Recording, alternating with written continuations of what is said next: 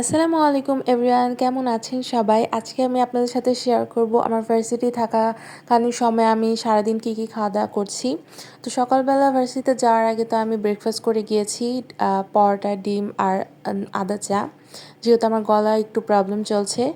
দেন ভার্সিটিতে গিয়ে ক্লাস টাস করার পরে দুপুরবেলা খেয়েছি হচ্ছে খিচুড়ি আর ডিম ভুনা, যেটা আমি ফার্স্ট ট্রাই করেছি অ্যান্ড ভালো ছিল।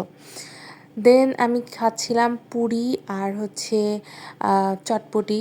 এটা হচ্ছে দুপুরে খাওয়া দাওয়ার পরই খাচ্ছিলাম। আর চটপটিটা আমি আজকে ফার্স্ট ট্রাই করেছি। এর আগে আমি বলেছিলাম যে আমাদের এখানকার ভেলপুরিটা অনেক ভালো, তো চটপটিটা আর ট্রাই করা হয় নাই, তো আজকে এটা করলাম। দেন খেলাম আমার দিনের সেকেন্ড নাম্বার চা, দুধ চা খেয়েছিলাম।